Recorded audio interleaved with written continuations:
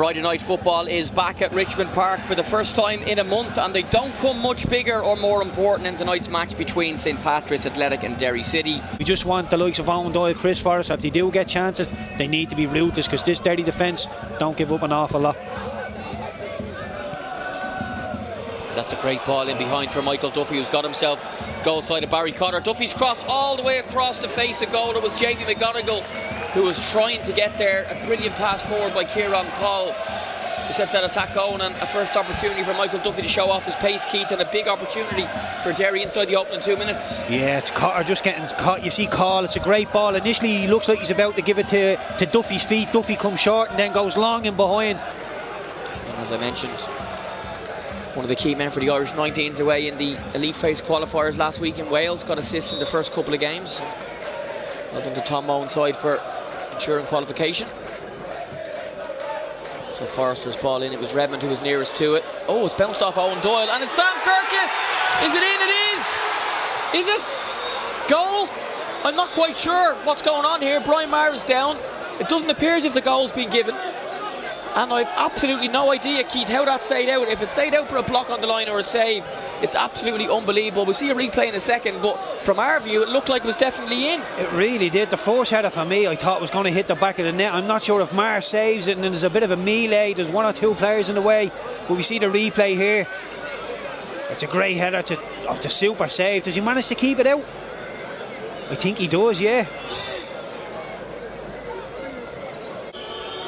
It's going to be Will Patching. It's through the wall, and Danny Rogers has done really, really well, because that's not his side, whether it went through the wall or under the wall.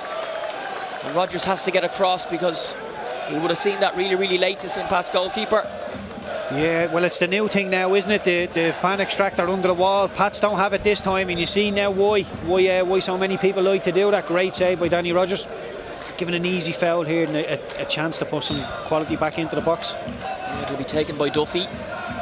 It was a very dangerous ball all the way, and it was Mark Connolly.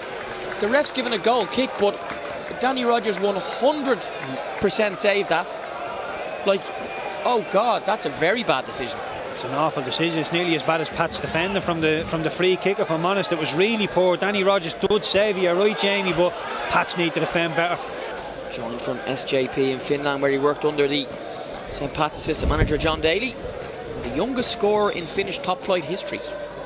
Here's Forrester. Oh, brilliant save. Good save. Probably straight at Brian Maher. I thought it was maybe a little bit more in the corner, but that was pacey and dipping, and Maher just used the pace on the ball, Keith, just to deflect it over the crossbar. Yeah, the keeper would have been happy with that, Maher. You know, given the position it's in, you know Chris Forrester is going to whip it around the Croce. I think Maher can see that all the way. There's not too many bodies in there. The Joe Redmond is the best on earth song in full swing now in Richmond. It's a high foot. Good advantage play by Derek Tomlin here. Could Sam Curtis check in on the right foot here? He's been knocked over. Oh, that's 100% a foul. But Pats have won it back, and they're really growing in confidence here. It looked like a definite foul on Curtis. But here go Pats again. O'Reilly this time. It's a great ball in. Owen Doyle. Oh, inches wide. Great cross. I'm not sure if Doyle's contact was as much as he would have liked, but you can hear from the roar of the Inchicore faithful here, Keith. St Pat's having a really good spell at the moment. Yeah, Pat's really grown into the game. A little bit of quality in the final third again. Adam O'Reilly plays, and this is the Curtis foul.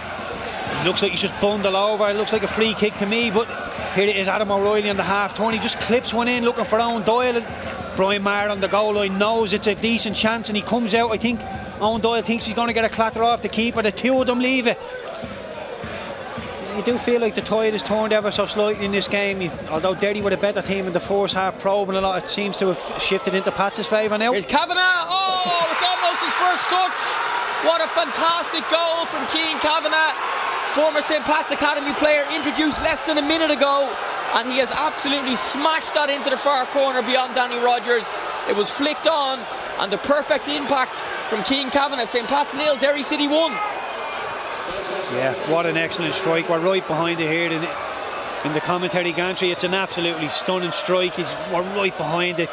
Danny Rogers in the goal has no chance whatsoever. You see Kavanagh running onto it here. Is he going to take a touch? Not a chance. He's full of confidence just inside the left hand post.